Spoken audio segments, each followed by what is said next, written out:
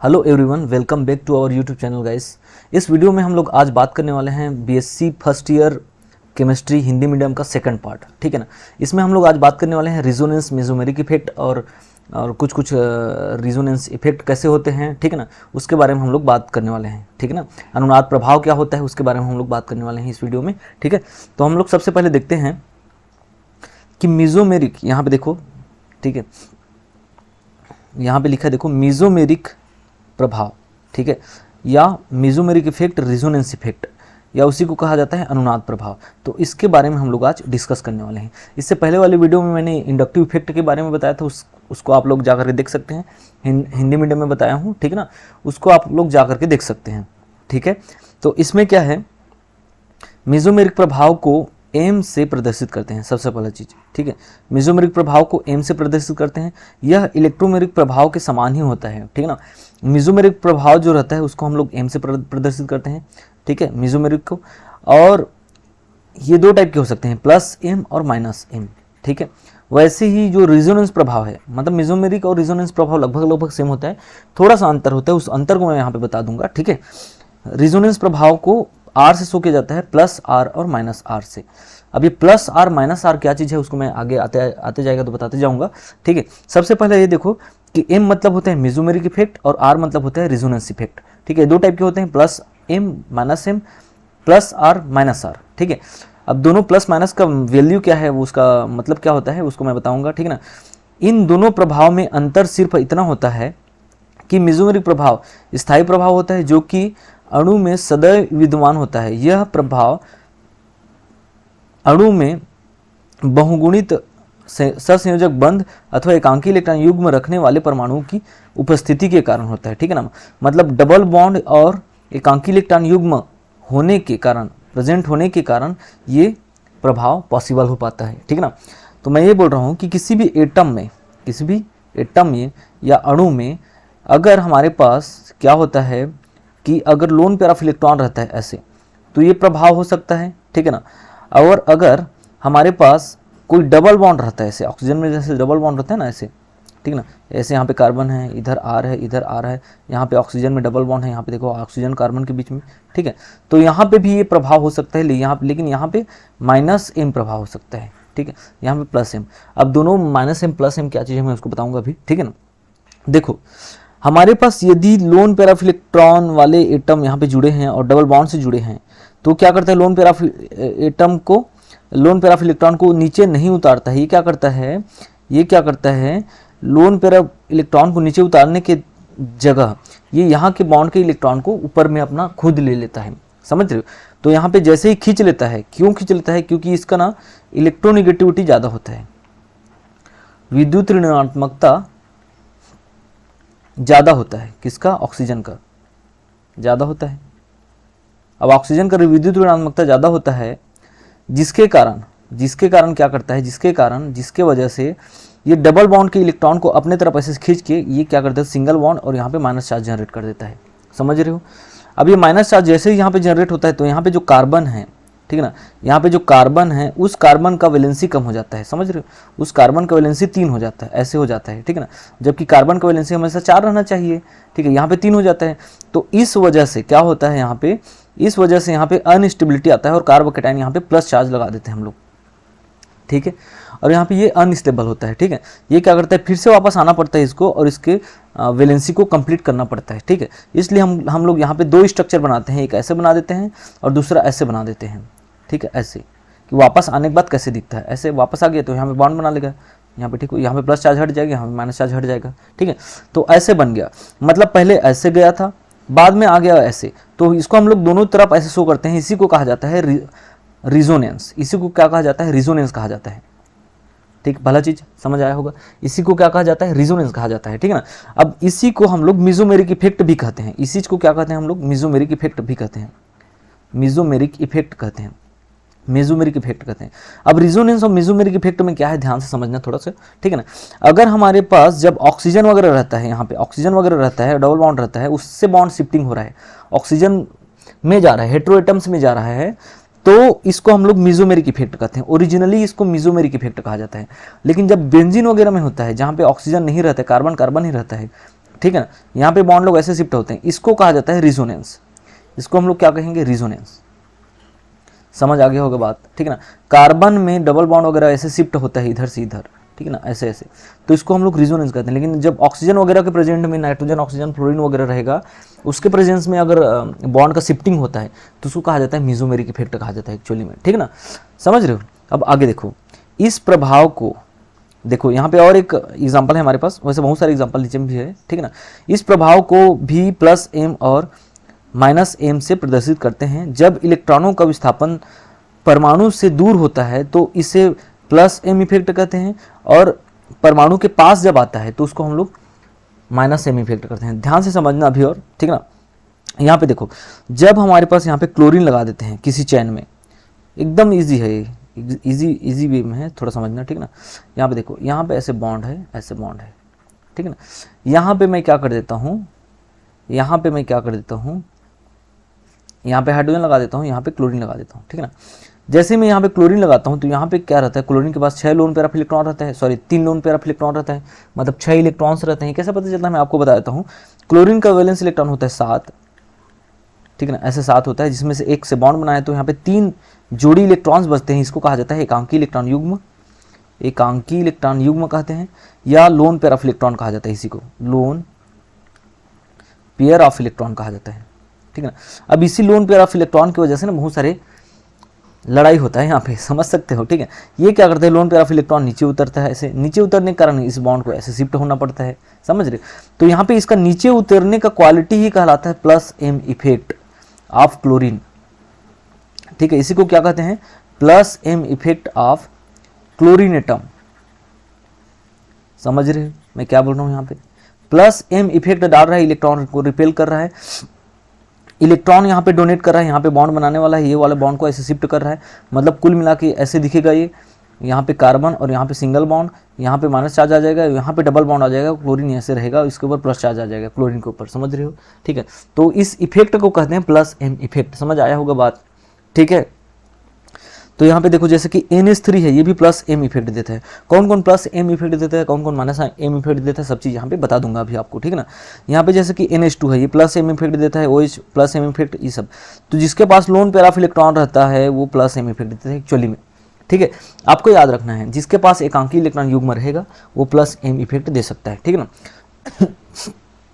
Sorry, ठीक है। जैसे कि यहाँ पे क्लोरीन है तो ये प्लस एम इफेक्ट दे रहा है ऐसे, और ये बॉन्ड को इधर शिफ्ट कर रहा है, क्लोरीन के ऊपर प्लस चार्ज आ जाएगा, यहाँ पे माइनस चार्ज आ जाएगा, यहाँ का बॉन्ड, यहाँ पे एक डबल बॉन्ड आ जाएगा, यहाँ का बॉन्ड चेंज हो चुका है ना, यहाँ पे गलत है, देखो ओरिजिनली कैसे दिखेगा, मैं यहाँ पे बना देता हूँ। मैं सिर्फ ऐसे बोला हूँ कि यहाँ पे क्लोरीन है, ठीक है ना, यहाँ पे डबल बॉन्ड है, यहाँ पे कार्बन है, यहाँ पे, ठीक है।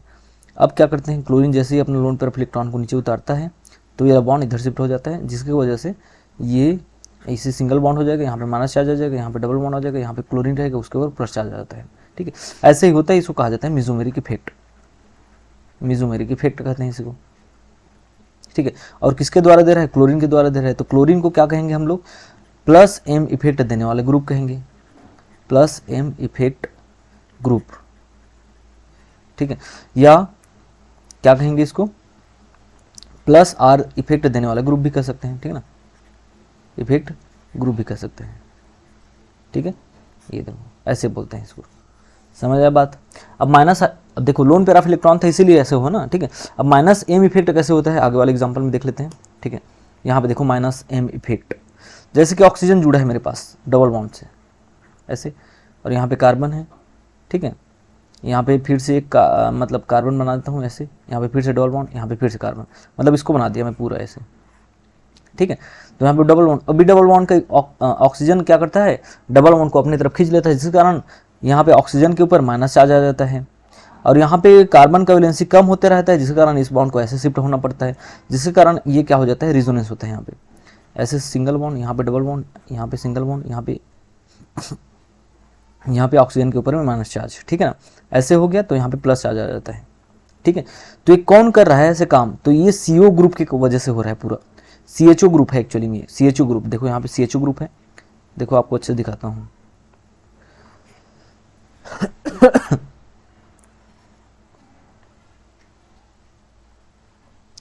देखो, देखिए यहाँ पे क्या है, CHO ग्रुप है। यहाँ पे देखो कौन सा ग्रुप है, CHO ग्रुप। CHO ग्रुप क्या करता है, CHO ग्रुप है ना, CHO ग्रुप एल्डिहाइड ग्रुप बोलते हैं इसको, ठीक है ना। एल्डिहाइड ग्रुप क्या करता है, -M इफेक्ट देता है, -M इफेक्ट देता है। CO ग्रुप क्या करता है, -M इफेक्ट देता है। साइनाइड ग्रुप क्या करता है, -M इफेक्ट देता है। नाइट्रो ग्रुप -M इफेक्ट देता है। सबके सब क्या करते हैं, -M इफेक्ट देते हैं, ठीक है।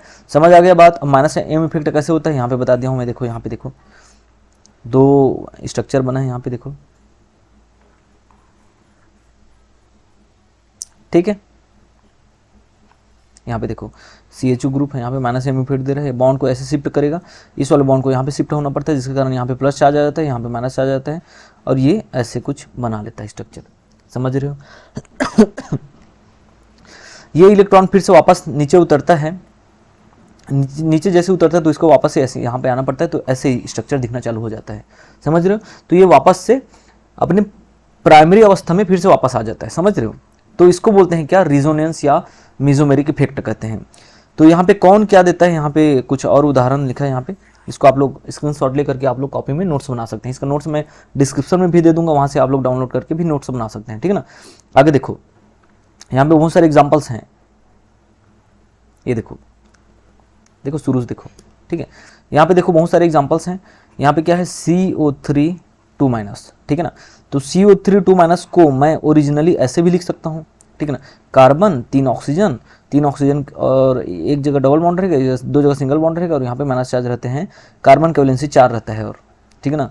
क्यों ऐसे बना रहे हैं उसका भी रीज़न रहता है हर एक चीज़ का, ठीक है ना। क्या मैं बोल रहा हूँ, CO3 2-, ठीक है। उसको कैसे बनाएंगे, कार्बन बनाएंगे, एक ऑक्सीजन है, एक और ऑक्सीजन है, एक और ऑक्सीजन है, एक ऑक्सीजन में डबल बॉन्ड लगा दिया, एक दो ऑक्सीजन में सिंगल बॉन्ड रहेगा, क्योंकि कार्बन का वैलेंसी अब कंप्लीट हो चुका है 4, ठीक है। तो यहाँ पे माइनस चार्ज लगा देते हैं, और यहाँ पे भी माइनस चार्ज लगा देते हैं।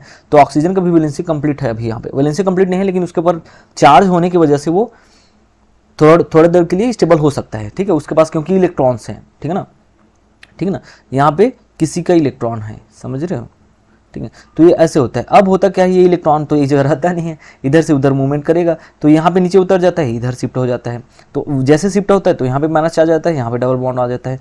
अगर ये वाला इलेक्ट्रॉन नीचे उतरता है, ये वाला इलेक्ट्रॉन नीचे उतरता है, ये वाला बॉन्ड को ऐसे शिफ्ट होना पड़ता है, तो यहाँ पे माइनस चार्ज आ जाता है। तो यहाँ पे किसी CO3 को हम लोग 3 स्ट्रक्चर के द्वारा यहाँ पे शो कर सकते हैं, ठीक है। किसी CO3 मॉलिक्यूल को हम लोग आयन को, है ना, 3 स्ट्रक्चर के द्वारा शो कर सकते हैं, इसलिए इसको इसका रिजोनेंस स्ट्रक्चर कहते हैं इसको हम लोग, ठीक है। रिजोनेटिंग स्ट्रक्चर कहते हैं इसको हम लोग, क्या कहते हैं, रिजोनेटिंग स्ट्रक्चर, ठीक है ना। अनुनादी संरचना कहा जाता है, अनुनादी संरचना कहा जाता है इसको, ठीक है ना। ये तीनों को, ये कभी ऐसे हो सकता है, कभी ऐसे हो सकता है, कभी ऐसे हो सकता है, ठीक है। नॉर्मल टेम्परेचर में ऐसे होते रहता है, ठीक है। तो इसको कहा जाता है अनुनाद, मतलब ऐसे ऐसे मूवमेंट करेगा, ये अनुनादी संरचना बनाते रहेगा। कौन सी स्ट्रक्चर में रहेगा अभी पता नहीं, वो मतलब उसकी स्टेबिलिटी के ऊपर डिपेंड करेगा, ठीक है। तो तीनों के तीनों सेम स्ट्रक्चर है। ऑक्सीजन में तो माइनस चार्ज आ रहा है, ठीक है ना।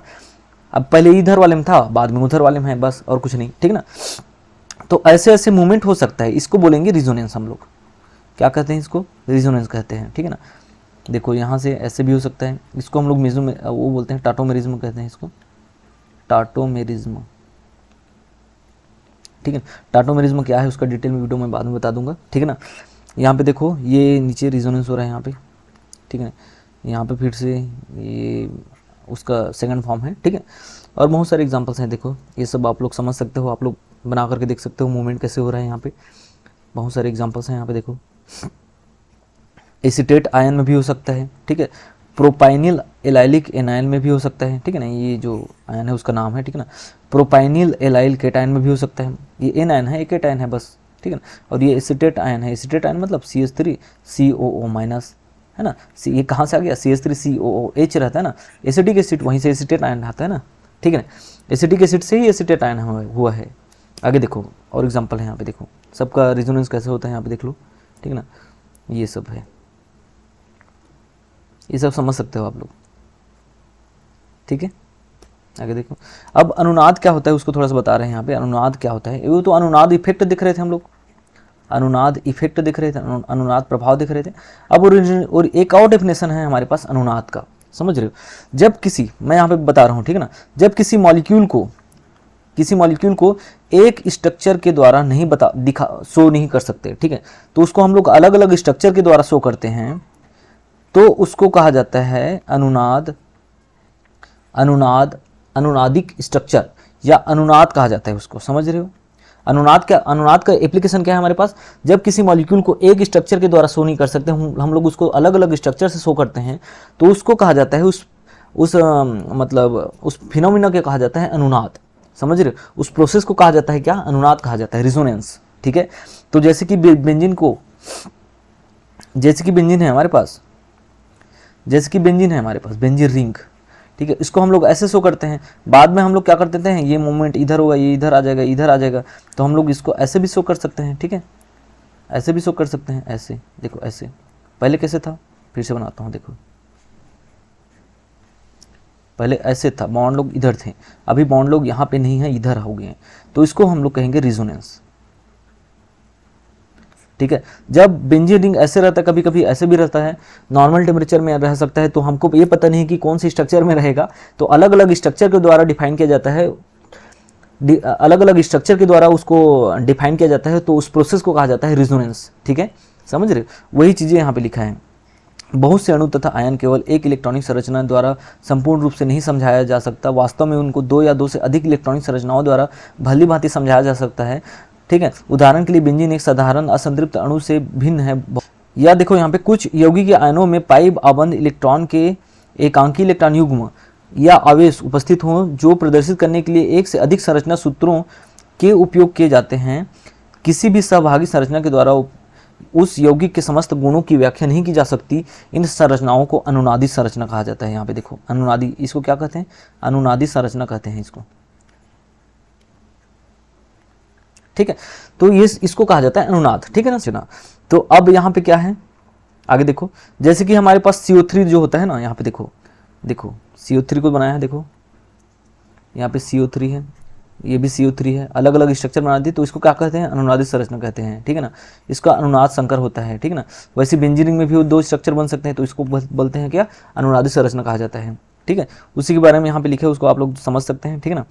आगे देखो, यहाँ पे -R इफेक्ट और +R इफेक्ट कौन देता है, उसका ये एक लिस्ट है, यहाँ पे चार्ट है, उसको आप लोग कॉपी में नोट्स कर सकते हैं। ये -R इफेक्ट, ये +R इफेक्ट, इन लोग सबके सब क्या करते हैं, +R इफेक्ट देते हैं, इन लोग क्या करते हैं, -R इफेक्ट देते हैं। -R इफेक्ट मतलब बॉन्ड के इलेक्ट्रॉन को अपने तरफ खींचता है, +R इफेक्ट मतलब बॉन्ड में एक लोन पेयर ऑफ इलेक्ट्रॉन नीचे उतर करके एक बॉन्ड को फॉर्मेशन कर देता है, जिसकी वजह से वहाँ पे उधर वाले बॉन्ड को उधर शिफ्ट होना पड़ता है, समझ रहे हो, जिसको हम लोग +R इफेक्ट कहते हैं, और खींचता है उसको बोलते हैं -R इफेक्ट, ठीक है ना।